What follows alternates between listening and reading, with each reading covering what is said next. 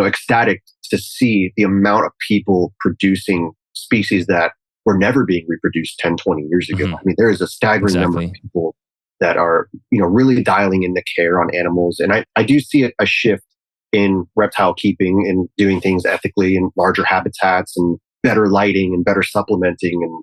And I see that shift happening, and it's wonderful. I think importation is always going to be a thing. But those animals really should go to the people that are going to put in the money to get fecals run and get medication, administered and quarantine them from collections that are already established and things like that. It shouldn't be so cheap to get these wild caught animals, where anybody could just do it and they're just throwaway animals. It sucks to see it that way. But like I said, I do see a shift, and I'm really excited about the future of reptile keeping. I think it's heading in a good direction.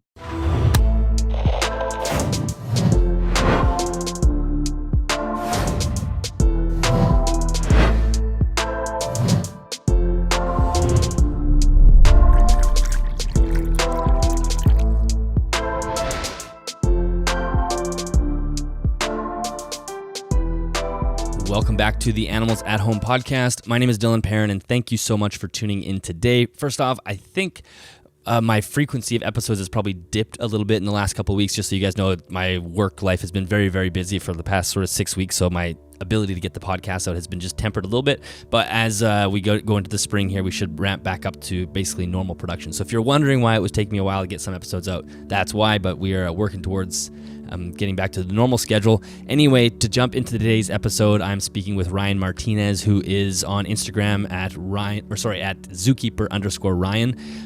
Huge following on Instagram, has one of those pages where when you look at it, it just seems like he lives the dream life as a reptile enthusiast. He works at the Miami Zoo and specifically works with the reptiles and the crocodilians and whatnot, and has an incredible amount of experience. So when I think about what we talked about in this episode, it's more of a question on what we didn't talk about, because we covered so much. We talked about his early experience doing alligator and gator wrestling, which is a sort of a common pastime in Florida, and how it's evolved over the years, how it influenced him as a young reptile enthusiast, and sort of what he thinks about it now. We talk about his experience at the zoo, some of the animals that he works with, the crocs, some of the monitor species, crocodile monitors, Komodo dragons, the Cyclura breeding project that he's working on. We discuss his personal collection, working with Rhino Rat Snakes and Baron racers, and we also, classic animals at home, get into some ethical things as well, whether or not we should be keeping some of these larger species, especially when it comes to the sort of the danger aspect. There is, Ryan tells us some pretty gnarly stories about how aggressive bites can be from something like a croc monitor or even a retic, and so that was all very, very fascinating. And finally, we wrap up the discussion with an interesting hobby that Ryan has, which is skull and skeleton articulation. So he's actually has a process that he takes animals that have deceased and throws them through a cleaning process, and then re-articulates the skull and creates these sort of beautiful pieces of art, which I think some people probably think is maybe a bit gruesome, but as we talk about in the episode, it's the other side of animal keeping, and it's kind of an interesting way to honor the animal. And so that was really fascinating as well. And there's many more things that we talk about. I won't even spoil it. If you're looking for more information on this episode, make sure you head to animalsathomenetwork.com. Thank you so much to Custom Reptile Habitats for sponsoring this episode. There are affiliate links in both the YouTube description and the show notes. If you would like to help produce the podcast, the easiest way to do that is join us over at Patreon at patreon.com/animalsathome. That really does. The patrons pay for the show. They help produce the show. It does cost me a lot of money to get the show edited and continue to buy server space and whatnot and pay for equipment, and the patrons make that happen, so I'm super grateful for them. And if you would like to join us there, you can, and you're automatically added to the Discord server, and you can chat with other like-minded keepers. And I think that is it. Let's jump into this episode. Enjoy. Well, Ryan, welcome to the podcast. Thank you for being here. Thanks, man. Thanks for having me. Yeah, I'm super excited to talk to you. I mean, if anyone goes to your Instagram page, especially as a reptile enthusiast, it just looks like you live the dream life. And now maybe, sometimes social media can kind of make things look better than they are because we're not seeing you clean enclosures and all this. But when we're looking at these amazing animals that you work with, it literally looks incredible. So we're going to get into, your work on a day-to-day basis and whatnot. But I thought maybe we could start with your experience at the native village and kind of how that influenced your life, and maybe you could just tell us what that is and how that influenced you as a young person, and then maybe how it changed you for who you are today. Yeah. So Native Village is probably like the single thing that really like launched my career. It was a very, very small wildlife park that was just a few minutes from my home where I grew up in South Florida. And it was on Seminole Indian property, so Native American property. And it was sort of set up like a traditional Native American village. It had some Chikee huts and things like that, but it also had many different animal enclosures. And through the years, those animals changed, but pretty much like the main thing there was alligators and alligator wrestling. And like I said, I grew up going there. It was like walking distance from my house. So my mom would take me, and I had like this little badge that we bought that was like my membership badge. So I would just like go there and say hi to the person at the gift shop and walk in. And it was always just like a magical place to a kid that loves animals and specifically reptiles. You go there and there's all these different reptiles, and they were really cool about like engaging the visitors. And so, I got to hold all these different kinds of snakes and lizards and baby gators and stuff like that. And it was just one of those places where, dreams come true for a little kid like that. Gosh, when I was like, I think 13, they were finally like, all right, you might as well start volunteering here. You hang out here enough, just come on. And so I did. I started, hanging out there more and volunteering and working with them. And as I got a little bit older, probably around, I want to say 16 is when they started to like officially pay me. That was like the start of my like zookeeping career. So it was a small place. Looking back on it, it didn't have the best animal care or, things like that. It was pretty rudimentary. But I learned a lot of really valuable skills from that place. And my main job was an alligator wrestler. And so for anyone who doesn't know what that is, people in other states, in Florida, it's really common. Most of us reptile guys grow up doing that, but for other people, it's basically Miccosukee and Seminole Indians long ago used to make money by pulling alligators out of the water and doing different stunts with them. But it originated with them capturing alligators for food. And they would usually do it without weapons. They would do it by hand. Because if they killed the alligator out in the swamp and it took them a long time to get back, it would be, rotten. The meat wouldn't be good or useful.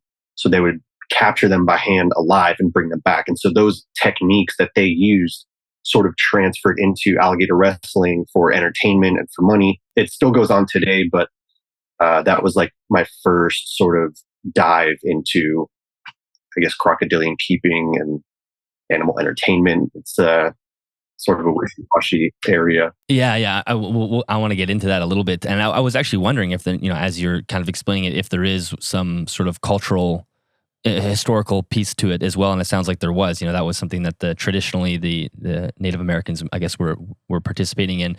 And then, So how do you, like, if you're 15 or 16, I get how you can start volunteering, start feeding, maybe cleaning animals. But then what's the step to doing that, to like actually getting in like with an alligator to wrestle? And maybe you could also describe like what does that mean when you say alligator wrestling? There was even kids younger than me sometimes that would get in there if they really showed that they were there and spending time. Like, it's just one of those things where one day they're like, all right, let's go in and start working on your wrestling. And so alligator wrestling, like a show that you would do today, is basically like going into a pit full of alligators. You choose one, you pull it out of the water, and typically you're going to try to make a show out of it. And we try to get the alligator to spin and maybe snap at you a couple times. But realistically, what you're doing is tiring that animal out so that you can eventually get onto its back. And then you do all sorts of stunts or tricks, and that's opening the mouth, putting your head inside, all different sorts of things like that. So that's what alligator wrestling is today. And now there's competitions, freestyle alligator wrestling competitions and things like that, where, craziest trick wins, or, the best style and stuff like that. It's really progressed a ton in the past, like, several decades. But yeah, one day, whoever's in charge there just be like, all right, let's go in. And so they'll tape up an alligator, and then you sort of work with it and get the feel for how alligators move. They're defensive animals. And so when you move a certain way, they're going to spin, this way. And so you start to learn, the behavior of alligators, how they move, how they work, how they think. And then eventually, you do it with the tape off and you just go from there. But yeah, it does have cultural significance, and it's a big part of my history, and I'll always be thankful for like the skills that I learned from it. But it's not something that I do anymore. I don't attend the competitions or anything like that. It's just part of my past. How powerful? I mean, I think when we're looking at a crocodile or an alligator, you can see how big and strong they are. But what is it like when you're talking about when you're on their back? Like, how powerful does it feel? Like, is it like a horse? It's almost indescribable. They're incredibly powerful.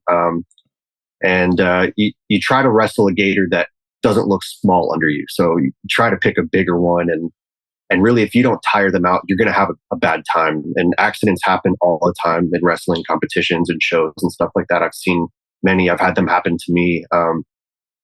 It's a really strong animal, and they're good at getting you when you're not paying attention or not expecting it.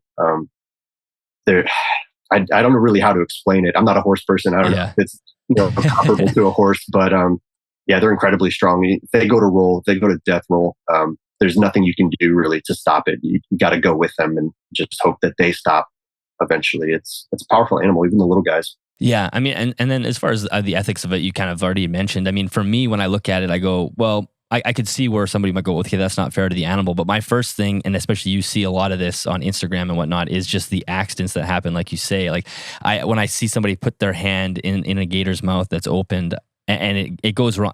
It obviously doesn't go wrong that often, but it goes wrong enough where I've seen enough of those clips where people get their hands snapped in, and then you just cannot get. It's like a vice.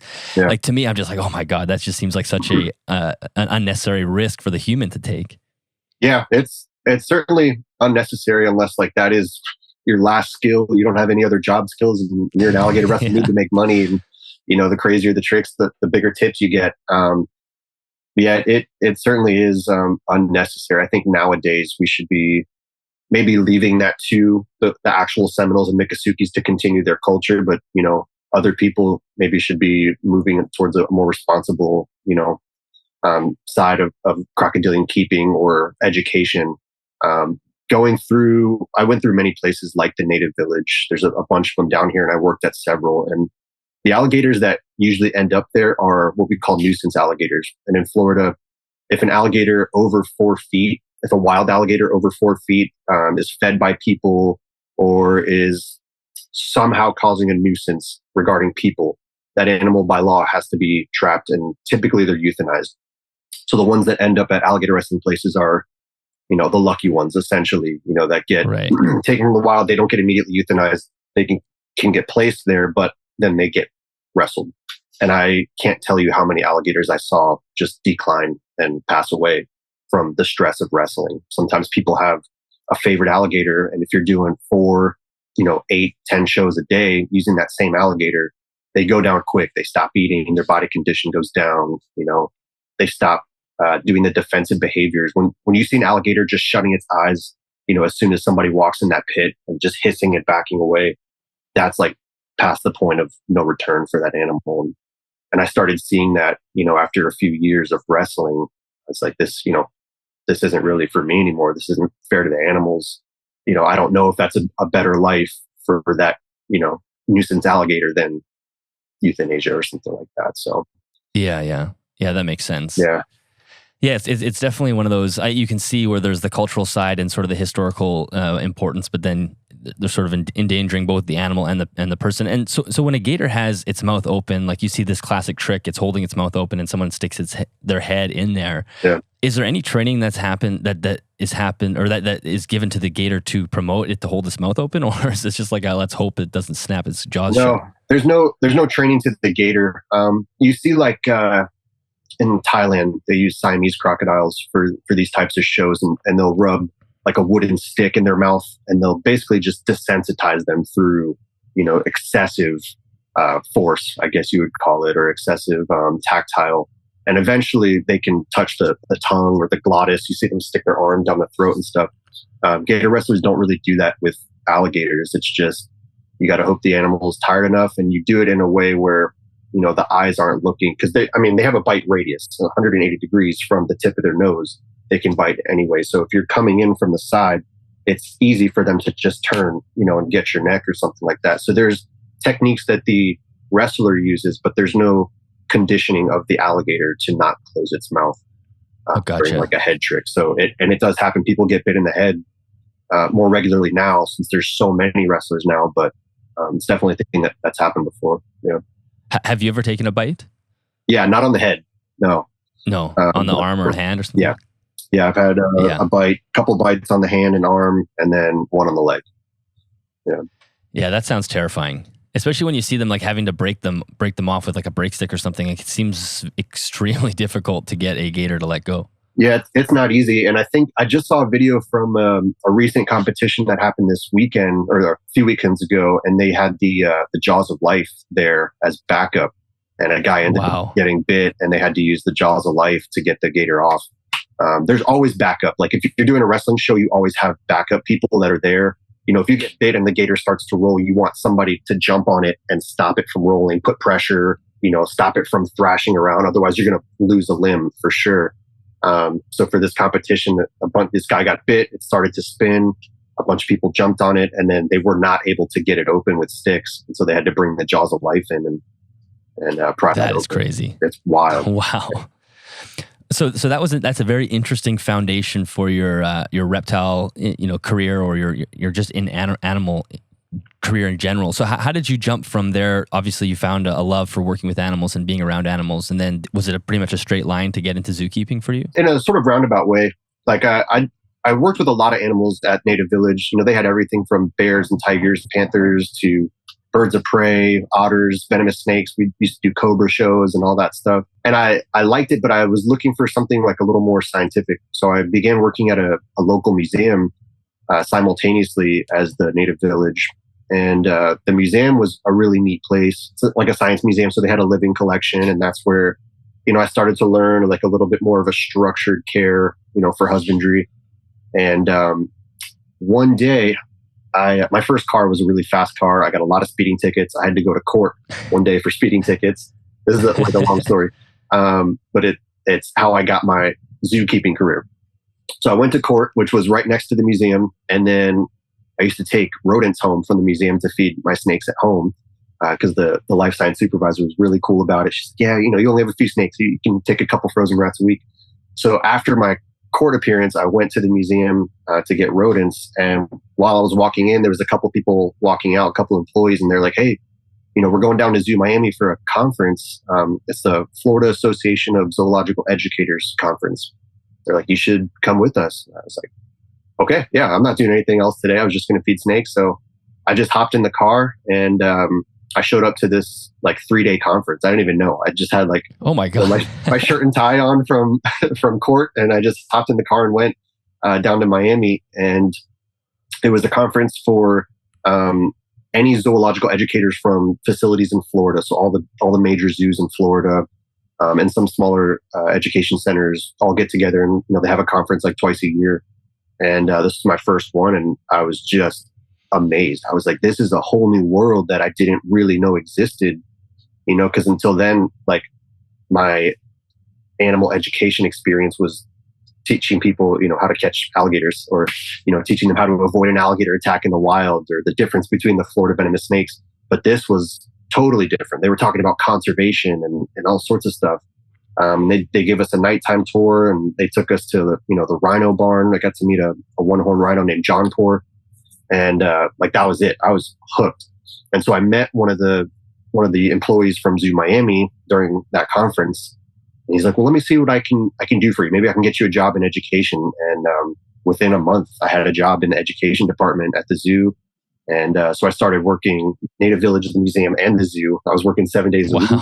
And just like trying to balance it. I was just trying to get as much, experience and stuff as I could. And finally, I started taking the zoo more seriously. Native Village closed down, and I left the museum and went to the zoo full time. And from there, I've been there for 12 years now. Yeah. Wow. So did you go to university at all for a degree, or you just were able to fast track your way right into zookeeping? So I started to go to a community college, Broward College, right after high school. which was at the same time I was working at the museum and the native village, and was not into it. I just wasn't feeling the college thing. I did a study abroad program with my zoology class in Colombia, and I loved that trip. But it was like a specimen collecting trip, which I didn't realize what that is, and it's basically just pickling everything that you catch. Yeah, Which I like. Not knowing that ahead of time was really shocking to me. We caught our first fertilance, and I was super excited, and my professor just injected it and euthanized it right there, and I was like, this isn't what I signed up for. And so, like, that sort of turned me off to academic science in that regard. And so I just dropped out and just started the zoo full time. And I do wish I had finished, at least an associate's degree of some sort. But I'm pretty happy with the choices I made and where I'm at. Oh yeah, I mean, I think a lot of ways a university degree can be overvalued in a lot of ways. People go and get them without needing it, and then you realize it's just a kind of a waste of money in some ways. And I think for a lot of people, learning hands-on and being in an environment where you're doing something day to day is just so much more potent of a learning experience. And so is your title, what's your title at the zoo now? Just a zookeeper? It's Animal Care Specialist 2. Okay. Yeah. And so can you tell us a little bit about what you do on a day-to-day basis? Yeah, it's essentially just a zookeeper. And so I am part of what we call the cloud team, which is part of our Amazon and Beyond region. And essentially, we are like the herp team. So our zoo is sort of split between taxonomic and geographic in the way that we arrange our keepers. So like we have an elephant team, we have a great apes team, but we also have like our Africa 2 team takes care of like Cuban croc. They take care of tiger, and they take care of lion, hyena, and a bunch of other things. So it's like kind of an eclectic mix. But our team basically takes care of most of the reptiles in the zoo. So my specific run, like my primary run, is what we call our croc pools, our iguana pens, and that's like all of our spare crocodiles that are like off exhibit in the back, and then all of our Cyclura breeding projects, which are back there as well. So I take care of Temistoma, black caiman, cataphractus, Komodos. We have American crocs back there, and then we have Jamaican iguanas, Anegata iguanas, rhino iguanas. And then once I'm done with my stuff, I help take care of the other stuff that's in our Amazon and Beyond area. So we have all new worlds. We don't have anything old world as far as our Amazon collection, or the majority of our herb collection. We have everything from venomous to dart frogs to whatever. So after I'm done with all my stuff, I go and assist the other keepers in taking care of that. And then we do have other crocodilians throughout the zoo that are taken care of by other teams, like primarily the feeding and cleaning, typically like our Cuban crocs, our American alligators, our American crocs. But when it comes down to like, if there has to be a catch up for some reason, like the herb team, our team will go over and do the catch up for that team. So it's more of our specialty. Does it feel like basically a dream job for you? Do you feel like you're working when you're there? I'm sure at some points you feel like you're working. Yeah. In the beginning, it was really exciting, and I still, absolutely love it. But being anywhere for 12 years, you start to, see things a little bit differently, through a different lens. And of course, there's things that I would want to change, but I do love it. I have been utilizing the zoo and the zoo's conservation program to do some field work, which I have been loving. So it's nice to be able to do a little bit of that as well. Sometimes, working with animals under like a human managed setting is sometimes it's great. And then sometimes, you wish you were observing their wild counterparts. And so being able to go and do some field research with some of the species or their relatives that we work with is very gratifying. And, sometimes I think like, well, maybe in the future I'll pursue that a little bit more. But I'm not sure. For right now, I'm really happy. It's a pretty cool job, Yeah, it seems like an amazing zoo. I mean, I live in Canada, as I said before we started recording, and we have a small zoo in the capital city of the province I live in, and that's the only zoo I've ever been to. It's a pretty nice zoo, but it's pretty small compared to something like the Miami Zoo. Yeah. So I can't even kind of fathom how amazing that must be as even as like a visitor experience. Like, is it obviously now, like you said, you've been there for 12 years. It's hard to see it as a visitor. Probably you probably can't because you've been there so much to see through the eyes of a visitor. But I think it's one of like the top zoos.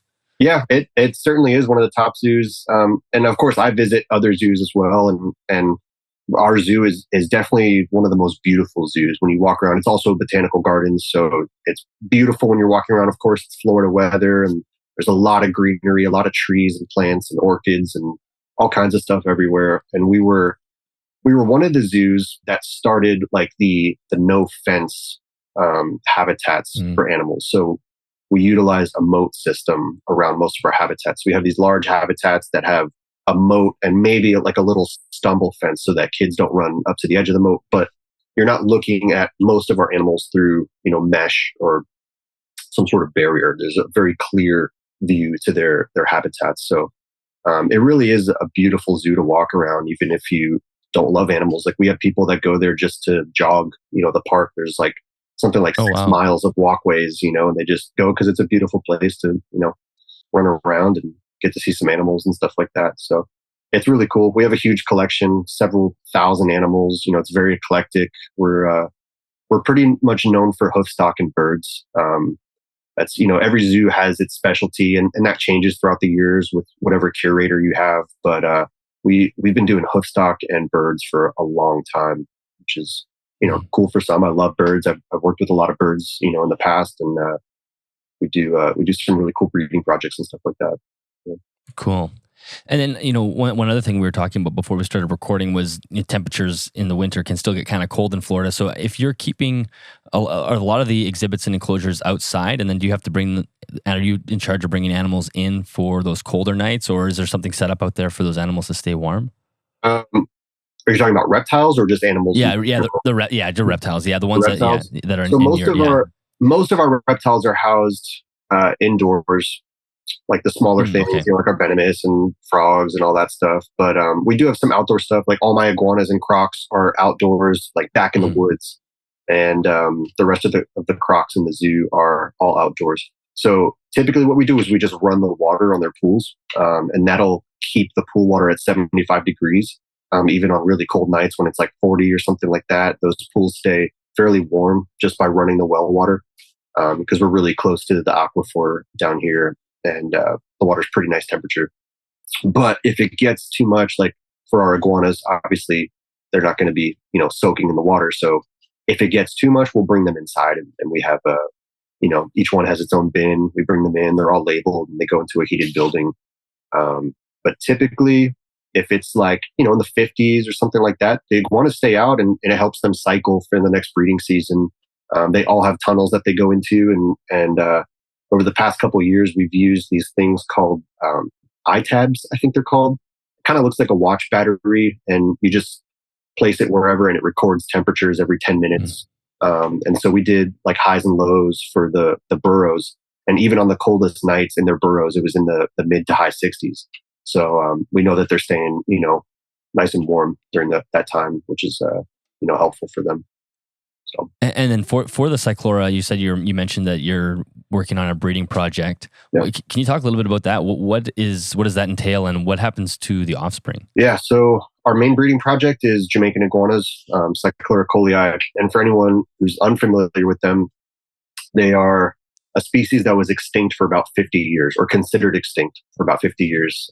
They're only found in Jamaica, and they thought they were gone. And then in 1991, I believe, a farmer who was out there, his dog actually chased one into a log, and he saw this huge lizard, and he brought it to the museum, and they were like, "What is this?" And they couldn't believe it. It's this lizard rediscovered after 50 years. And so a handful of the animals that they discovered shortly after that in one small pocket of the Hellshire Hills, a handful of those animals were brought into captivity, and a Head Start program was started. So the Hope Zoo in Jamaica has their own Head Starting program, where they breed and release Jamaican iguanas back into the Hellshire Hills. And then a handful of adults made it to the United States. I think Indianapolis was the first zoo to breed them, but we've bred them a number of times as well. And our current offspring, or all of the Jamaican iguanas, are still owned by Jamaica. Our current offspring don't go back to Jamaica at the moment. We move them to other zoos. There's very strict guidelines for which bloodlines are breeding with which bloodlines. And it's essentially an assurance colony. So let's say the last few Jamaican iguanas out there catch some sort of disease or something wipes them out, maybe a hurricane. If all those animals disappear, at least we have a genetically diverse population, within zoos that we can then, seed the Jamaican population with. So our animals are they decently repopulated on Jamaica on the island now? So they've released, I believe they're just about to release the 500th baby. Okay, wow. So they're still way under 1,000, which is maybe to some people 1,000 sounds like a lot of animals, but in terms of the species and genetic diversity, it's still a very low amount. So they're still considered critically endangered. But they have released, I think it might even be like this week, they might be doing the 500th. And then, the animals that they've released in the past few years are starting to, utilize the nesting area and produce more. So it's happening. It's slow. This type of work is slow growing, but they're getting there. There's some other islands off of Jamaica called the Goat Islands. I think there's 2 of them. And there was talk of releasing Jamaican iguanas on those islands also as sort of assurance colonies. I think currently they're overrun with rats, so they're trying to eradicate the rat problem before they end up releasing those, because the rats will destroy the babies and the eggs. Right. And it's actually what happened to them in the first place. It wasn't rats; it was the small Asian mongoose that was brought to Jamaica to take care of things like snakes, and the mongoose were the ones that wiped out most of the iguanas. So interesting. Yeah, I was going to ask if it was hunting or what it was. Yeah, they definitely eat them, or in the past they did, but it was the mongoose that within a few years, because they used to be found all over the island, not just the Hellshire Hills, and within a few years they just wiped them out completely. Yeah. Yeah, it turns out humans are terrible at figuring out what animal will work well in an ecosystem. It's like, let's just add this one and then just decimate something else. Yeah, absolutely. Cane toad is another one. It never one. Works. Yeah. Yeah, cane toads. Yeah, exactly. And so, I mean, obviously, they're rediscovering a very small group of these originally in early 90s. So that's already a pretty tight bottleneck. And that you'd mentioned that there's certain bloodlines to make sure you guys are keeping things diverse. How diverse could they possibly be based off of a small foundation? Yeah, I'm not exactly sure the number of animals that were brought into zoos, but it's obviously it's all we had, so we have to manage it, work with it. But it's not the best. If we could have more, we definitely would have wanted more. But there's a stud bookkeeper that keeps track of everything. And in fact, the male that we have now, he's not the male that produced all the offspring that I have growing up back there, but I don't think he's produced any offspring. So he's one of the more valuable, genetic animals out there. And we just paired them up like 3 or 4 days ago. So hopefully, this season will be this new male, helping to create a different bloodline with these females that we have. But it is it's kind of a surreal thing, because we have 4 adults, we have 1.3. Those animals were the ones taken directly out of Jamaica. So we have some of the last, remaining individuals of that species that were on the island. If they weren't discovered, they would have been probably the last ones. And I get to work with them every day. So it's kind of like a really neat thing to be able to be a part of. Yeah, that's really cool. I mean, talk about leaving a legacy. You get to be a part of something that's that meaningful. Do you have, obviously I'm sure they're high on your list as far as favorite species, but do you have other species that come up high on the list as things that you're enjoying working with? Gosh, everything. I work pretty closely with our Komodo Dragons. I love Komodo Dragons. If I had to say, I like croc monitors a little bit more, and I don't get to work with them at the zoo anymore. We moved croc monitors out of our collection plan. But the Komodos are awesome. What was the difference? What was the difference between the croc and the monitors, or the croc and the Komodos, as far as what you enjoyed about the crocs? I find croc monitors smarter. Interesting. Yeah, most people say Komodos are smartest lizard on the planet, biggest brain.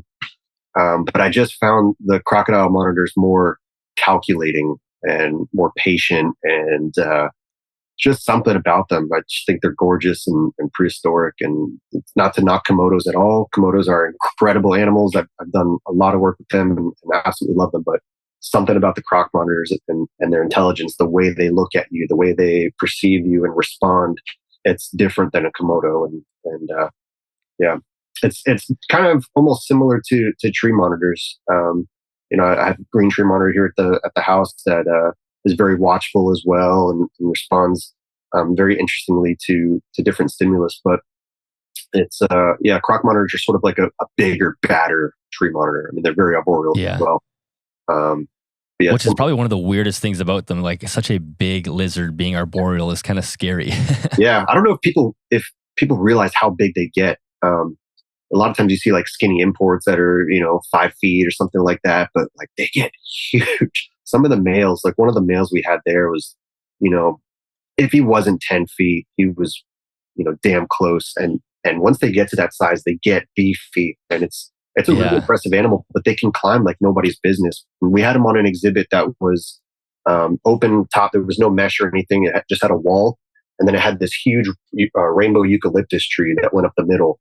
And this tree was 50 feet, if not more. And he was always up there in that tree. It was a big one, but he would just scale that tree. And if you've ever seen rainbow eucalyptus, smooth trunk, it's not textured like an oak tree, super smooth. And he would just get his nails in there and just go straight up and hang out there all the time. And it's impressive to see such a large lizard up in a tree like that and totally comfortable, not gangly in the branches or losing his balance. I mean, he was as comfortable as it can be up there. Yeah, it's pretty amazing. And they do, you say there's calculated intelligence. When I think of a croc monitor, I think of like the first Jurassic Park, like the Velociraptors. Like that's sort of like the personality that I see, that like very smart and cunning and a dangerous animal too. I mean, when you talk about teeth, you got to be careful. Yeah, it's incredibly dangerous. I've seen firsthand some croc monitor bites, and they're not pretty. I've done a couple croc monitor skulls, and the teeth are just insane. Like water monitors, Komodos, they have these like recurved, serrated teeth, and they're sharp, but for their size, they're relatively short. When you look at a Komodo's teeth on their skull, you're like, I kind of expected them to be a little bigger.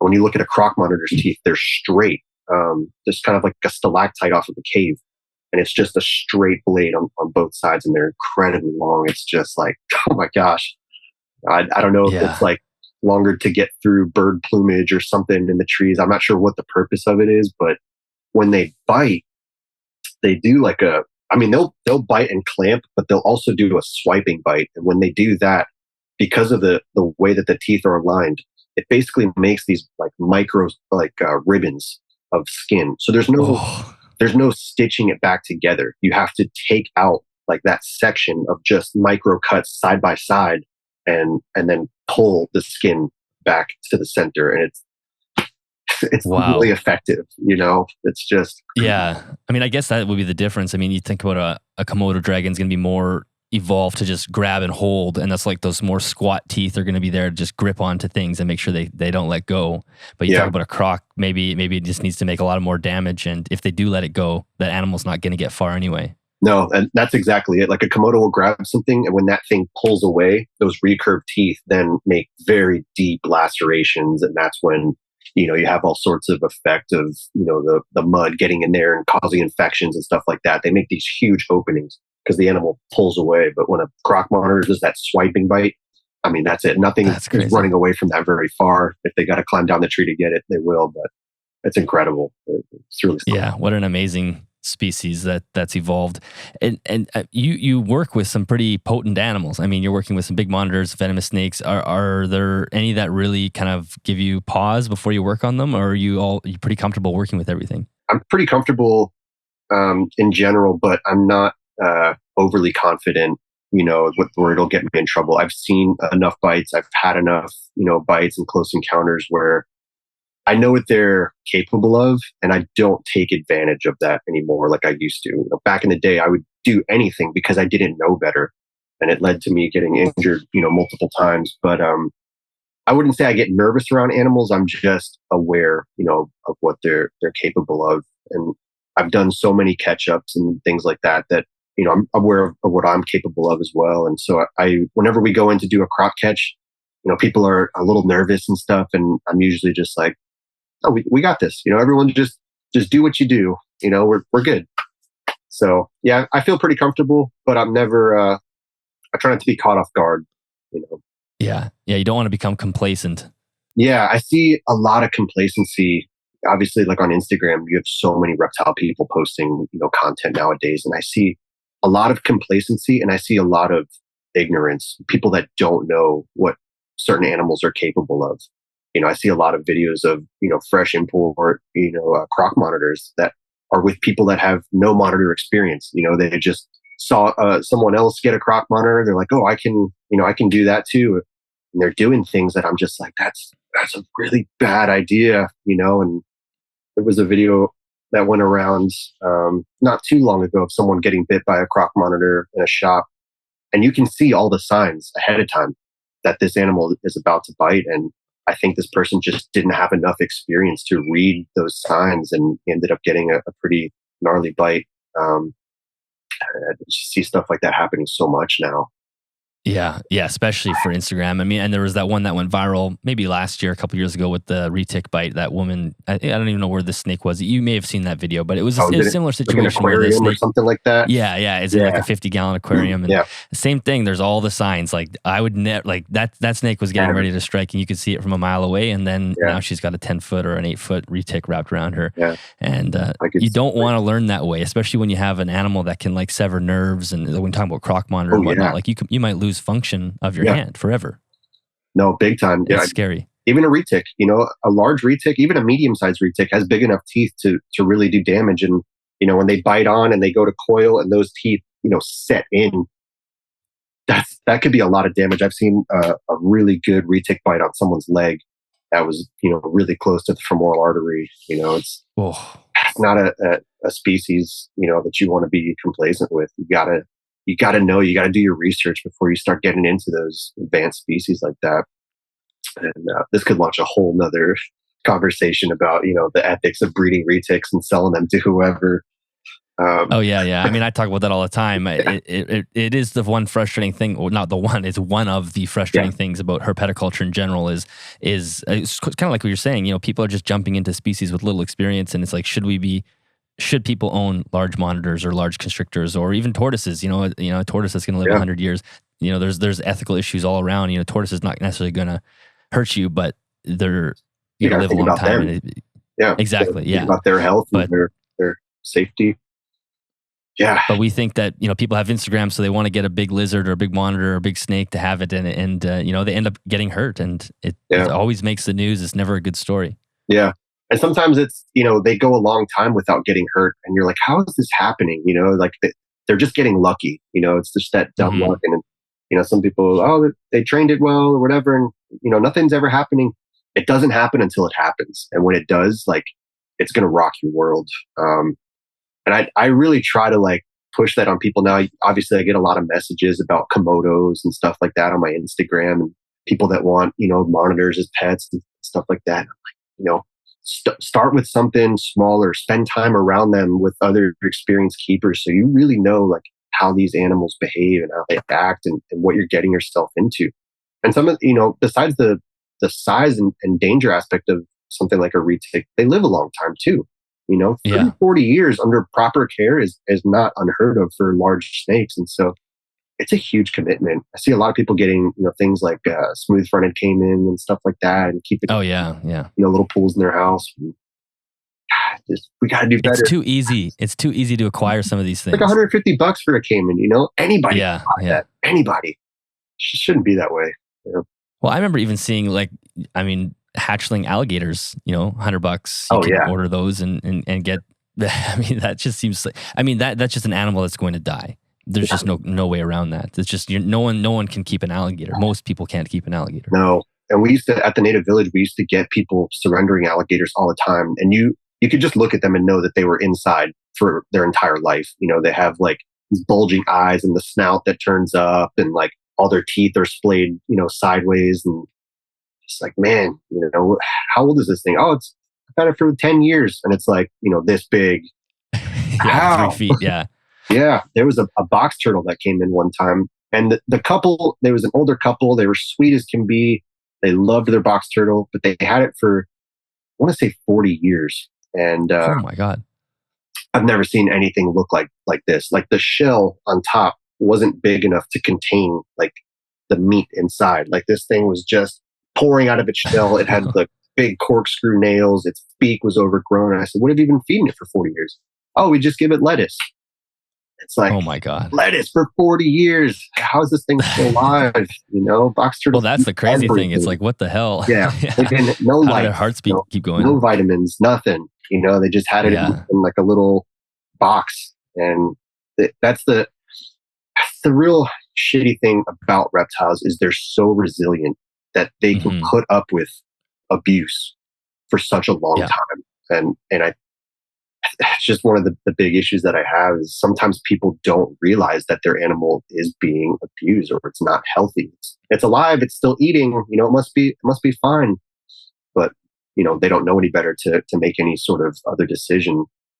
And so I feel bad for a lot of reptiles, man. Yeah. Well, and it's tough too. I mean, like someone like yourself who you have more experience working with reptiles up until where you are in your life now than most people will have in their entire life by far, like quadruple or 10 times. Like I'll never have as much reptile experience as you have ever in my life because it just never happened.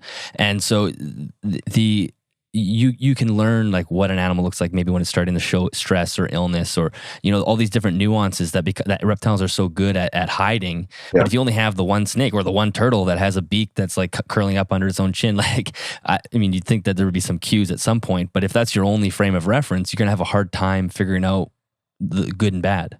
Yeah, that's 100% correct. And it just goes down to people, they should want to do research and they should want to look things up, look at the literature and see like, is this correct? Am I doing the best that I can for this animal? I didn't mention earlier, but for a few years, I worked for probably the largest reptile importer in the US. That's down here in South Florida. And the things I saw come through there was just outrageous. And a lot of those animals go directly to the big chain pet stores. And that's like what people's first animal is. They go to the pet store, PetSmart, pet supermarket, whatever, and they see this animal, they get it, and they have no idea that it was plucked from the wild. It has a huge parasite load. It's stressed. And so they aren't immediately doing all the things that need to be done to get that animal acclimated to, being in a captive situation. And by the hundreds of thousands, these animals are going out to places like that and to the unknowing people. And it was very frustrating working there. Oh, I can imagine. I've only kind of lifted up the covers a little bit on the import market just to, I've read some things and it's tough because, you end up finding like an article written by like an animal rights group and it's going to be kind of skewed. But like you said, there's a lot of bad shit that happens with the importation process and there's a huge volume of animals. And I always tell everybody, get yourself on an import price list so you can see what sort of thing. Go join a Facebook reptile group and soon you'll have an importer contact you. Like I just had one a couple weeks ago and I always engage with them and get them to send lists because I'm always just amazed. And the things on those lists are crazy. You're talking about like primates and different birds and like really weird like weasel type things. And then of course tons of reptiles and cheap, $15, $20 for, gaboon vipers and whatnot. And that's not good. No, because anyone can get their hands on that. You go to some of the venomous shows, in the different states, and anybody can walk up to a table and buy, 10 gaboon vipers for, $200 or something like that. Just a bunch of babies fresh out of the wild. And it shouldn't be like that. It's absolutely outrageous. The numbers of animals that I saw come in and pass away, just from the import process. So many times we'd open up crates and, half of it's dead. The chameleons was probably the worst one for me that made me feel the worst.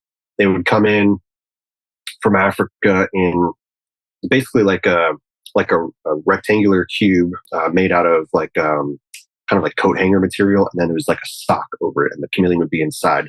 And they were stacked like bricks, as many high as you can imagine, probably 700 chameleons on one shipment. And basically we would just sit there with a razor blade, cut open the sock, look inside. Is it alive? Okay, it goes over here. Is it dead? It goes over here. And then, sometimes it was a female that had dropped a bunch of eggs in transit or something like that. And like the ones that were alive, they get set up and they immediately get shipped out. And then probably within a week, they're bought by, some little kid and their family, and they end up in someone's home. And it's just wild. Yeah. Yeah. Yeah. It's a sad part of our hobby. It's I hope that slowly changes. I mean, we have a lot more people that are being a lot more ethical when it comes to captive breeding and creating these stronger populations within the hobby and promoting higher level care and keeping and sort of turning our nose up to that sort of situation. But it definitely still happens, and it's also the foundation of our entire hobby as well. That's where we started. I don't necessarily have a big issue with importation. Obviously, like, we wouldn't be here if it wasn't for animals originally imported.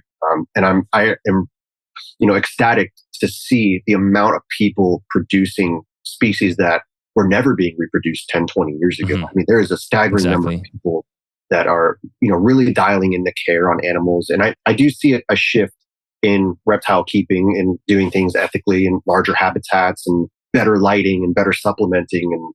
And I see that shift happening, and it's wonderful. I think importation is always going to be a thing. But those animals really should go to the people that are going to put in the money to get fecals run and get medication, administered and quarantine them from collections that are already established and things like that. It shouldn't be so cheap to get these wild caught animals, where anybody could just do it and they're just throwaway animals. It sucks to see it that way. But like I said, I do see a shift, and I'm really excited about the future of reptile keeping. I think it's heading in a good direction. Yeah. I agree. I mean, we've talked about that before. Having imports into the proper people is not a bad thing, but having it just willy nilly. I mean, you're in Miami, so you're like the heart of of the reptile trade. Like that's where a lot of this. Like, there's so many importers down here. Yeah, it's crazy. Yeah, but if you go back to the 80s and 90s, then it was like just total Wild West, just crazy. Yeah, so a lot of that is the hobby. Lists. I'm going to send you a couple of pictures of price lists I have from someone. Oh, sure, that'd be awesome. The 60s and stuff like that. I mean, they have things like gorillas on there and like all kinds of just crazy stuff. You could get a giant anteater for $40, like just absolutely incredible. I'll find them later and I'll send you some screenshots of them or something. Yeah, that'd be awesome. I'll put that in the video for people to see because I mean, I'm glad that we're past that. That doesn't happen anнимore, or at least not as blatantly. Well, why don't we talk a little bit about your private keeping? You mentioned tree monitors, and I know you have some other things on the go. What do you keep in at the house? I have quite a bit of stuff. My personal main focus is Rhino Rat Snakes. That's been my thing for over a decade now, and I absolutely love them. Barons Racers is another one that I love, and I don't have as many Barons Racers now. I have around 10 pairs of adult rhinos and just a few. I have like one pair of each color of Barons for right now. Amazon tree boas are a big thing of mine. We have a bunch of tortoises here, some radiateds and redfoots and stuff like that. And we have some rhino iguanas, and we have a little bit of everything. It's sort of a hodgepodge. Frilled dragons are another, passion of mine. I really like them. But my main focus is the rhinos. I love them. Super. So you have enough to go to work, take care of reptiles, and then have to come back home and it's never ending cycle. It really it never ends. It's always something. We do the same thing day in and day out, and it never gets old. Like it's wonderful. I love it. Yeah. What draws you to the rhinos as much? The rhino rats? I don't know. I went to Daytona one year when I was younger, and like one of the first tables I went by, you had a pair of adults and a bunch of hatchlings, and I'd never seen them before. They weren't in my books like when I was growing up. You have like your staples that were in the books like in the early 90s. But the rhino rats were never in there, and I just thought they were like the coolest things. Bright, green snake with the long, nose, and they were rat snakes. I was really into rat snakes when I was younger, as most kids are, and I don't know, something just drew me to them. And if I remember correctly, they were like $75 a piece, on the table, and it's like, wow, that's a lot of money. And like, I kick myself now because they've obviously skyrocketed in price. But ever since I saw them, I just had to have them. And I got my first pair from Danny Mendez at Urban Jungles. I know he was breeding them for a little bit. He did a lot with Amazon tree boas too. And once I got that first pair, hatchlings, I was hooked. And so every one I saw throughout the years, I just bought. And I just like them a lot. They're a neat snake. They're relatively small, and they're like arboreal, terrestrial, aquatic. So they do a little bit of everything. They're big water lovers. They love to climb. They're pretty active. Not as active as the Barons Racers, but it's a really cool display species. And I just think they weren't getting enough appreciation. Like when I got into them, it was still sort of like a relatively uncommon species. Not a ton of people were breeding. Rob Stone was another one that was breeding a lot of them. And yeah, I don't know. I was just hooked. I just think they're the coolest thing. And now, I don't know if you saw, but last year, the year before, they separated. There's a second species, essentially, of Rhino Rat Snake, the Hainan rhino. And that one's from, a specific island off the coast there. And that one's really beautiful as well. And somehow they were already in captivity in Europe. And so I made sure I got myself a pair, and they're growing up now. And can't wait to see what they look like as adults. But I just always... it's been a while since I remember seeing the paper or whatever the article that was posted about that. But visually, are they quite different, or is there can you just by looking tell the difference? So there's 2 scales right in between the eye and the nostril. There's 2 in the new species and 1 in Boulengerai. Okay. And the Hainans, which is the new species, also lack the eye stripe. Most of them have like a bluish black eye stripe that goes along there, and the Hainans don't. They seem to have a longer nose, and they're a little bit of a brighter green and sort of patternless. However, I do have Boulengerai that sort of meet that description aside from the scale. They don't have the eye stripe. They're really lime green, no pattern. But I also have Boulengerai that are on one side, they have the Hainan scalation, and on the other side, they have Boulengerai scalation. And so I don't know if they were accidental hybrids or maybe just more work needs to be done, like a larger sample for the research. I'm not sure.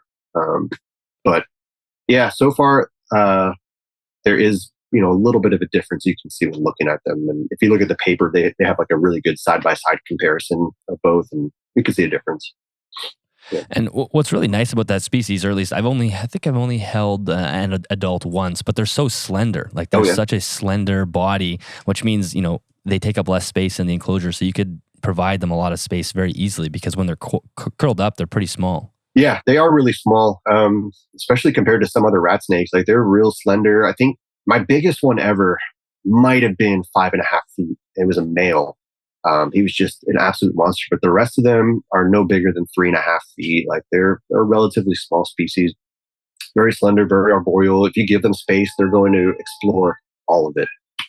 And one thing I like to do with like species that I keep is go onto iNaturalist, and I like to find, images of them in the wild. What's the habitat that they're living in? Like, how were they found? Were they crossing a road? Were they swimming across a stream? What were they doing? Climbing a tree? And oftentimes with rhino rat snakes, I think there's only like maybe 5 sightings on iNaturalist or recordings of them.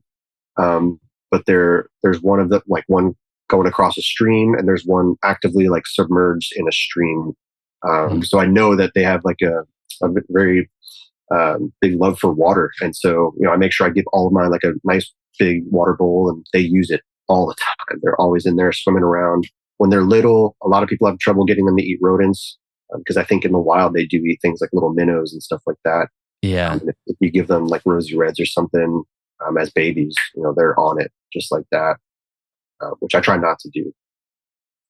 You try to start them on pinkies right away? Yeah, and I've gotten really good at it over the years, but I don't trust like the source of rosy reds. I don't know what kind of junk water that they're kept in or what they're fed, and so I try to get them on pinkies and avoid any possible issues with feeding them fish.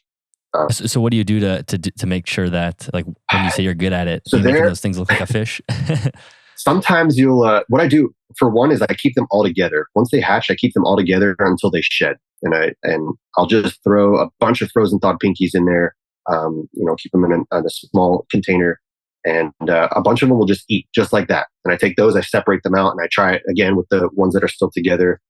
But they're real spicy when they're little. They're real bitey. And so a lot of times if you hold them in one hand, sort of like maybe with about that much snake, a couple inches of snake, and then you just hold the pinky over here, they'll bite it.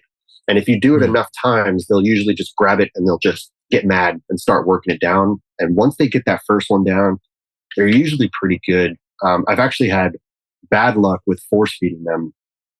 I've had them decline really rapidly. I guess the stress of force feeding. Some species are just, really sensitive to it. So I really try to just do the assist feeding by holding them and just sort of just pissing them off a little bit. It sounds kind of shitty, but it works. And those tend to grow, just as fast as the ones that are eating on their own. But once you do that 2 or 3 times, like they just catch on. Tuna juice is another helpful thing. Oh yeah. Out there wants to try that, but yeah, that's it. And then as far as the water dish, you said you have a large. What are you using for a water dish? Kind of like cat litter pans. Okay. Yeah. Like that. But you have to, like, if I could set all my rhinos up in a way where they had drains, I would absolutely do that, because the second you put clean water in there, they're defecating. They pee. Yeah. One of the biggest issues, if you're on the Rhino Rat Snake Room Facebook page, one of the biggest issues that people post is this, like, sort of like a pimply, blistery thing that happens to rhinos. They get these like white blisters underneath their scales, and I believe it's a bacterial infection, and it can go systemic really quickly, and it can kill them. I've seen a lot of rhinos die from this. So clean water is like the number one most important thing for rhino rat keeping. Give them something that they can soak in. They love it, but make sure that you're cleaning that daily, if not twice daily, because they really quickly, that often. Yeah. Oh, they're rat snakes, and so the way I feed my rat snakes is small meals often. Even my adults are not getting jumbo mice. They're getting something like a small mouse, or that a couple times a week. So I try to do small meals often. The Barron's racers eat even more. Certain times of the year, the rhino rats won't touch food at all. The males, especially for like 6 months, sometimes they'll go off food. But small meals often, so they're pooping a lot. It's a colubrid. They're going to poop a lot, and gotta keep that water clean. Otherwise, they get some pretty bad skin issues. Yeah, no, that's a really good tip. And then for the Barron's racers, I was actually looking at Barron. I've always loved the snakes that have like the teal blue coloration, and obviously Barron's have that. And so I was questioning whether I should get a Barron's rat snake or a Japanese rat snake, and I ended up getting a Japanese rat snake, which I totally love. I mean, he's still just like a little gray hatchling, but it's still a lot of fun. But the Barron's was definitely up there as another animal that you don't see a lot of, but they should be more popular than they are, because it's another kind of a smaller species, but they're beautiful. And I mean, you work with them, so the rhino rats are smaller. The Barron's, believe it or not, they get huge. People really? Realize it? Yeah. I don't know if people realize it. People are catching on to how beautiful they are, and I see a lot more people keeping them now. But I just lost a female last year who was 7'6", essentially. Wow. Okay, maybe that's the reason why I didn't go with them then when I started looking at the sizes. Yeah. Now I'm trying to remember, but okay, that's a lot bigger than I remember looking at. Yeah, she might have even been 7'10" when I finally measured her after she passed away. She might have been 7'10". Wow. They get massive, and they are essentially a racer. So they're a lot more active and maybe neurotic. I don't know if that's the right word, but if you keep them in a small enclosure, like, they're going to rub their face down. If I could keep all my Barron's racers in 12-foot enclosures, that's what I would do. And I might try next year or later this year to house them outdoors. I don't know quite how they're going to do it in this climate. The climate that they come from is very similar to the Sonoran Desert. So it can be very hot and very dry, also very cold, but it does get some, rain. But I think I could probably do it here in South Florida. But I would give them something. Where are they native to? I thought they were more tropical. I guess it sounds like they're more like North, South America. They're Southern South America. So like Argentina. Oh, Southern. Yeah. Okay. Uruguay, that area over there. And so it's kind of a strange climate. In fact, if you look at them on iNaturalist, the majority of the pictures of them on iNaturalist is basically a thorn scrub background. It's dry. There's thorny plants. There's succulents. Like it's very strange, very different than what most people, would think for a species like that. I see a lot of people set them up, tropical and jungly. We even have them on exhibit at the zoo, and they're set up in a rainforest-esque exhibit. But yeah, they're from like a thorn scrub habitat, which is, very strange. So yeah, they're a neat species. People are really catching on to them now. I see people getting into them because they're blue, but they come in green, bright blue, and then there's like a chocolatey brown variety as well. And then there's like sort of mixes in between of all those. And I talked to somebody from Argentina one time, and he said in the area where he lives, the blue ones are the most common. And you can get them in any clutch. We're still trying to figure out the genetics of it, but there's clutches that have greens and blues. Someone on Facebook just produced a clutch with green, blue, and brown all in the same clutch. I forget what the pairing was, it might have just been a green to a green pairing, but so it's kind of like Amazon tree boas in that extent, where you're going to kind of get a mix of everything. Yeah, you're going to get a mix. When you do blue to blue, you get blue babies, but yeah, with the other ones, you can get sort of a mix, just like Amazons, just like eyelashes. So it's kind of fun to play around with. But where he comes from, he says, "Oh, we mostly see the blue ones. Occasionally, you see the green ones. No brown ones." He said those are up north. So the browns maybe seems like a locality thing. I don't know. There's so much to learn about them. Not a lot of people have focused on them, but like I said, it's starting to shift a little bit. And how do you set them up? Do they spend time off the ground as well, or are they kind of more of a terrestrial? Or they do everything? Oh, they'll climb. Yeah, they'll climb. They'll crawl around. They'll do whatever. They don't soak like the Rhino Rat Snakes, but they definitely will climb. So if I could do like a 12 foot by 6 foot by 6 or 8 foot tall enclosure, I think they would be just loving it out there. The more space you can give them, it's one of the reasons I don't keep spilotes. It's because I just don't feel like I can give them enough space. I love spilotes. I would get them in a heartbeat if I could set them up in something that was massive for them to be able to really stretch out and show their behaviors. If you're on the spilotes Facebook page, I just posted some videos recently of what I viewed as courting behavior between our spilotes at the zoo.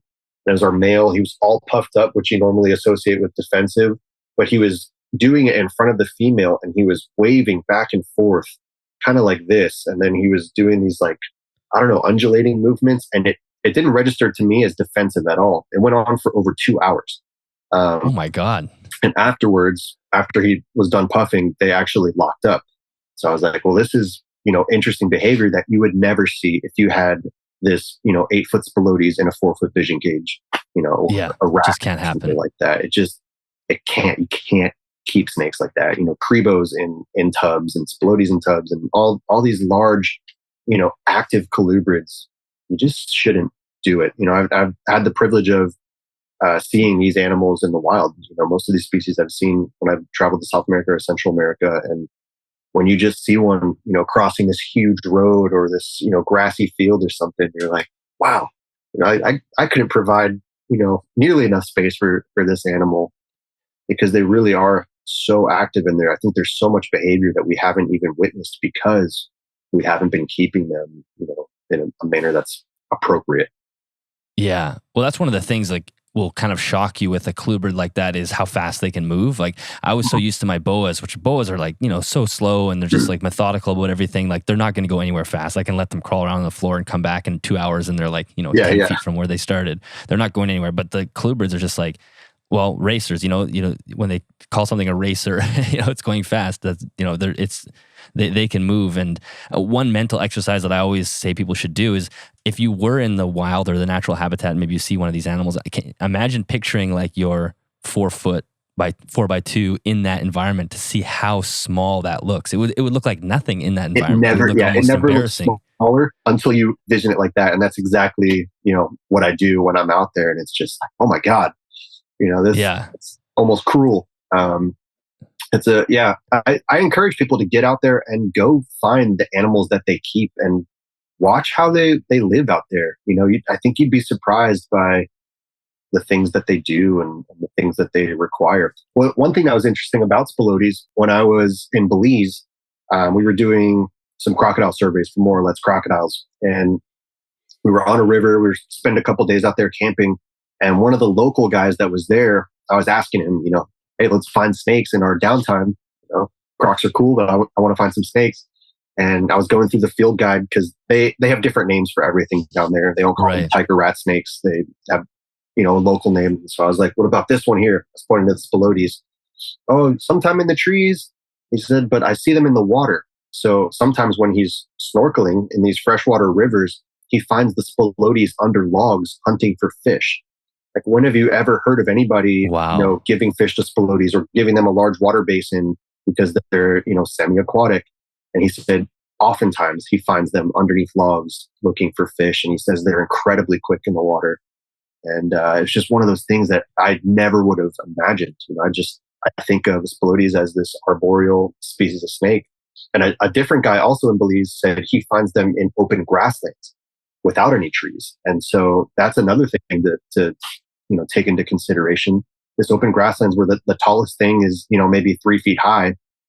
It's not, these large fruit trees or anything like that. It's very different habitat than you would imagine. So I think, but you also find them on a beach under an umbrella, when you're in Mexico and something like that. So yeah. It's funny how those, like, we have myths that are in the hobby that just sort of perpetuate, like this animal lives in the trees, this animal lives under the ground, and they're just like, it's like that telephone game. Like, you never can find the person who started it, and we all just repeat these things, and really there's no basis to it. It just is what it is. Somebody has done that for 20 years and that's what we say, but it's not true. Yeah. There's so I do some Phrynosoma work in Mexico. I'm actually going back in a couple weeks, and while we were down there, we were hanging around with these cowboys in Mexico, and we were catching these Phrynosoma ditmars. And of course, we're looking for snakes as well. And down there, they have Oxybelus aeneus, the brown vine snake, which we can find in a very small part of the southern U.S., southern Arizona. But they have, really pointy face like other vine snakes. And their local myth down there is that, I think they call them cow killers or something like that. I think it translates the name to cow killer. And they say they use their pointy face to poke in between the ribs of a cow, and they go straight through them and out the other side. And I'm thinking, like, how did they possibly get, this idea? Who started this? Where is that person? Yeah. I gotta ask. Yeah, exactly. But everybody it just in that region believes it. That's what they've heard, and maybe they've never seen it themselves, but and you look at them, you're like, I could kind of see it. Like, it's a pointy, sharp head. Maybe they can do that. Yeah, but like, to actively say that they go in one side and out the other, and it's just like, how did that start? And maybe I haven't spent enough time in Sonora, Mexico, and maybe they do something like that. Maybe it's one of those behaviors that me as an American has never seen, but I just couldn't imagine where it started from. And I think that maybe they saw it after they lick the toads there, aren't the Sonoran desert toads? Maybe the DMT toads or something. Which we're also we did find several in that area. Yeah. Oh, you did? Yeah. I mean, there's all those myths that are, who knows where they pop up, but we definitely have them here, even when we think we're not talking about a myth. That it's animal care is full of them. And just getting back to the Barons for a second, those are also a rear fang venomous. Is that something that do you treat them like that, or is it not really anything to worry about? I personally don't. I'm careful when I open their enclosures.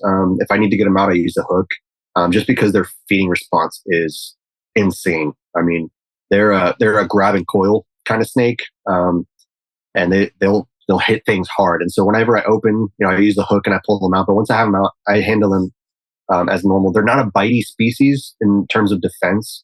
They'll musk, and they're very jerky, but they're not really bitey. The rhino rats will bite the crap out of you. They'll bite you, and they'll chew on you. I know there's one species within Philadrius, the Barons racer genus, that did cause a human fatality. But I think it was one of those cases where, nothing was treated. It was a very remote location. Perhaps there was some anaphylaxis. I don't think it was actually from the venom. So I don't treat them any differently than I would a Western hognose or anything like that. At the zoo, we do have a tools only rule with the Barons racers and our false water cobras. We don't have to call in, a code 60, which is when we're working venomous. We usually call it to security.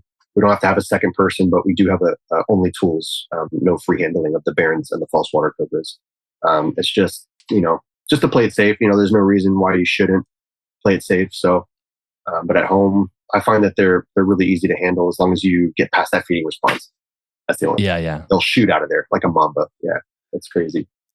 Yeah, so now you're reminding me why I went with the Japanese rat snake. Yeah, I love these guys. Japanese rats. They're super cool. Yeah. They are cool. Yeah. I wanted to, maybe we could wrap up the discussion talking about the skull and skeleton collections, because that's another whole side of what you do. I'm kind of curious how you got into this, and then we could just talk a little bit about what you actually have. Yeah, so I guess it kind of started with Native Village when I was a kid. I would go there and alligators shed their teeth all the time. And some of the workers there, they would find the teeth in the alligator pits, and they would give them to me when I was a kid. And I just thought that was the coolest thing. I have an alligator's tooth. And so over the years, I would just collect things like snake shed in my backyard and stuff like that. So I always had like a curiosity and a fascination with biofacts. And then when I was working for that importer, obviously thousands of animals, come through the doors and die, and they just get thrown in the trash, or in the freezer just to sit there for years and years. And I just felt like it was such a waste. And so one day I just decided I would, I don't know, try to do the skull of one of them, or try to like save the skull. I might have actually started with tortoise shells. I think I opened a freezer that was there in the back one time, and I was just blown away by the amount of tortoises inside. And so I just like took them all home, and I just gutted them and just left them in my backyard and hoped that they would turn into great shells. And it was a disaster. They all fell apart, and it's just like awful. But it kind of got me thinking like, well, maybe I can learn, how to do this properly. And I think the first snake I did was a rhino viper, and it came out terrible. I still have it. I keep it to this day. Like I won't throw it away. It's like brown and missing like a bunch of parts, but it was my first skull that I ever like attempted to do. I just left it outside. And did you start with the flesh and everything, like, or did you get the bones? Oh, you did. Okay, so did you? It was one of my rhino vipers that died, and so I like skinned it and I just left it in a cup outside the head. And okay, like the maggots will do it or whatever, the natural rotting process. And I didn't realize that snakes had like, dozens of bones in their head. And so when I finally went and checked on it a month later, it was just all these tiny, tiny little pieces that didn't look like a skull. I was like, no freaking way. Like, what am I going to do with this? And so I just went online and I looked at pictures, and like, hours of just sitting there with a magnifying glass and just like gluing things together. Like I finally made something out of it. And then from there, like I just started reading as much as I could online, reaching out to different people, like asking questions and just going through. I mean, I've done probably maybe 1,000 skulls. I don't know, hundreds. Yeah. For everything from, little tiny tortoises and lizards and snakes all the way up to, bigger animals.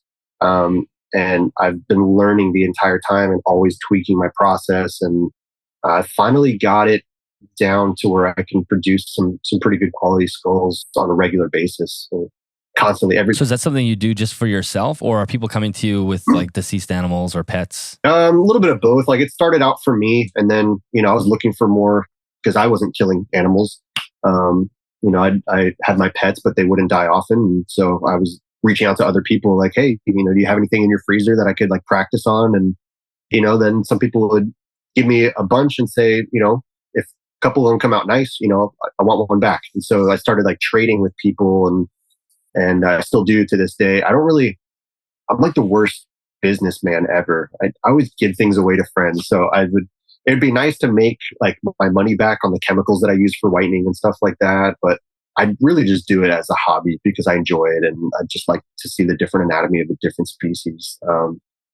But it's kind of grown into like a big time project. Like when I get home, I'm taking care of animals and putting skulls together and, fleshing the next one for the beetles to eat, because it's a long process of getting them from whole animal to a cleaned and articulated skull or skeleton. And you're doing both skull and skeleton, right? You'll do some full. Yeah, sometimes I'll do full stuff. I'm getting more into that now. In the past, I would just cut the heads off things and throw the rest of the gators. But now I'm starting to like get into doing the skeletons and finding out a better way to do it that's more efficient and not making me pull my hair out. And I did like a couple sloths and tamanduas recently, and some whole tortoises, and bush baby and a couple other things recently. And so I'm starting to like get the feel for doing whole skeletons and kind of enjoying that as well. But my big thing is like tortoise shells and skulls. That's what I've like dialed in as my best practice. And then as far as the process, can you walk us through that? So I assume almost always you're starting with the flesh, like with the skull, with the meat on it still. Yeah. So then maybe just take it from there. Yeah. So I always pretty much start with whole animals. Hopefully they're not too rotten. Some people bring me things that are just soup. When I finally defrost it, it's just like it's terrible. But you got to skin it and flesh it. I mainly use domestic beetles to clean the flesh off of things. And when you do that, you want to remove as much meat as possible prior to putting that, animal in there into the beetles. So I'll skin it, I'll flesh as much meat as I can off, and then I usually dry it in front of a fan for a little bit, and then I put it in the beetles. When they're done eating all the meat, then I'll put it into a degreasing bath, which is usually just acetone, because most animals have fat in their bones. And when you don't remove that, it sort of turns brown or yellow. You get these really ugly skulls that smell and they get sticky and stuff over the years. So you have to remove the grease before you whiten it and articulate it. So degreasing can sometimes take a year. It depends on the animal. Fish, wow, like the worst. Yeah, I really don't do fish skulls. But some reptiles are really bad too. And certain mammals, like pigs and bears, have a lot of grease in their skulls and stuff like that. So you have to make sure you pull all that out. Then I whiten it, and then I articulate it. And there's a million different ways to articulate, different glues and stuff. But that's the general process. Yeah, that's pretty cool. So you actually have the beetles at home. Because I mean, there used to be a show on TV called I forget what it was called, but they would articulate skulls, and I remember them going through the whole process with the beetles and whatnot. And so I assumed you used them, but I didn't realize that you actually have like a group of them. Yeah. At your You can house. buy them off eBay or whatever. People use them for taxidermy and stuff, and then I just set them up in like a big bin that has like a screen lid, and that's it. You just keep them dry and warm, and they do all the work for you. It's really the larvae that do the most eating. The adult stages, they're just breeders. But it's the little larvae. They call them woolly bears. They're like these fuzzy brown little caterpillar looking things, and that's what really does the stripping of the flesh. So Right. just have a small bin, and everything that I produce goes through that bin for the most part. What are some of the you said you've done like thousands of skulls or hundreds of skulls? Are those do you have most of those? Are you giving some away? But what do you have in your collection? Do you have like a room just full of skulls or? Not yet. I have a trailer full of skulls right now. Hopefully, eventually, I'll have a big enough house where I can display them all. But I have a lot of reptiles because that's the easiest thing for me to acquire. With all the importers and breeders and stuff down here, there's a constant stream of dead reptiles, and it's better than them going to waste. So monitors and iguanids and snakes and all sorts of tortoises. I have a huge tortoiseshell collection, and then all the way to things. I have a lion skull and a lot of hoof stock and a lot of bird skulls, elephant, hippo, giraffe. I've got a huge collection of just and some of those you would have purchased, or you didn't articulate all of those? Yeah, some of them I purchased, like my elephant skull I bought, the giraffe, the hippo, those I purchased. Haven't actually got a specimen of any of those to work on yet, but it would be kind of neat to one day.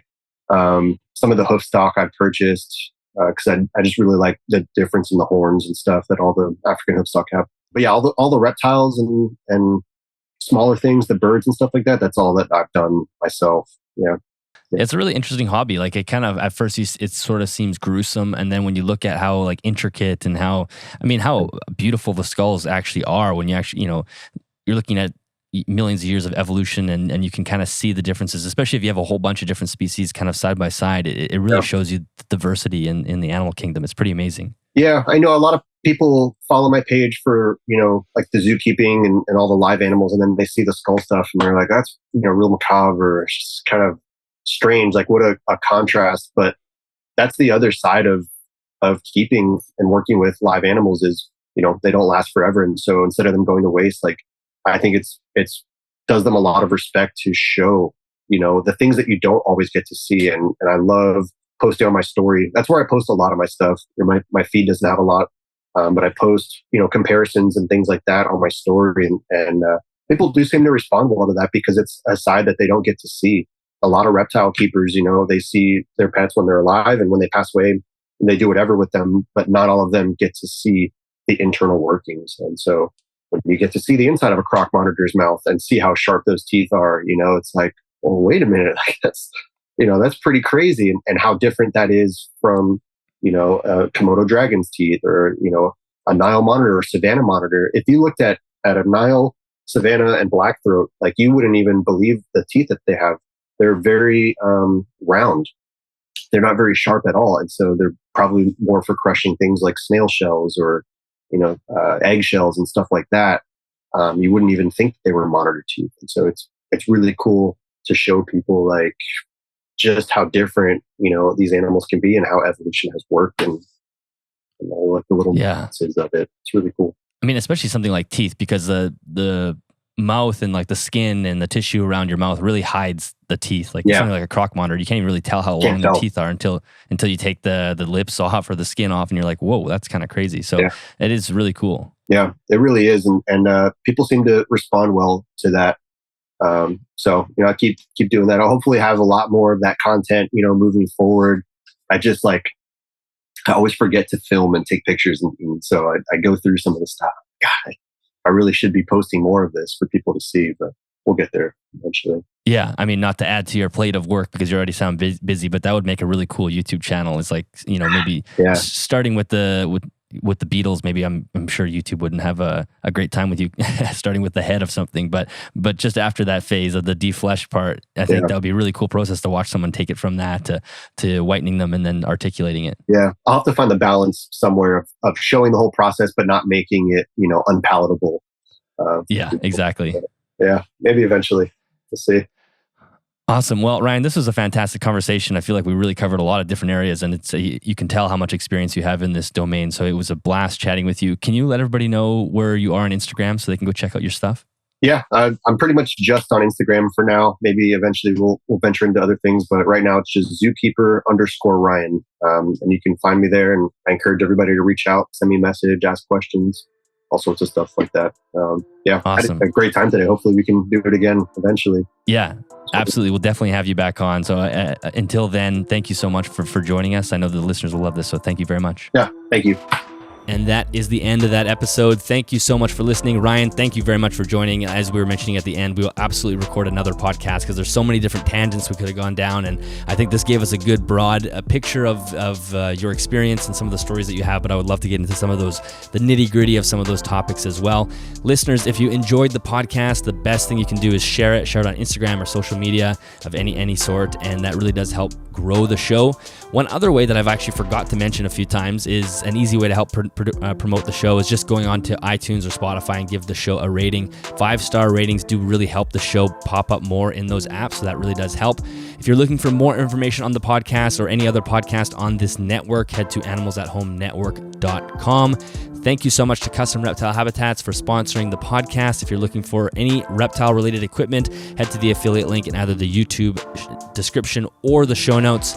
If you would like to help support the show financially, you can do that over at patreon.com/animalsathome. You can also head to animalsathome.ca/shop to pick yourself up a sweater or a hoodie. And of course, $5 does automatically get donated to the Amazon Rainforest Conservancy. And I think that is it for this episode. Thank you so much for tuning in, and I will see you in the next one.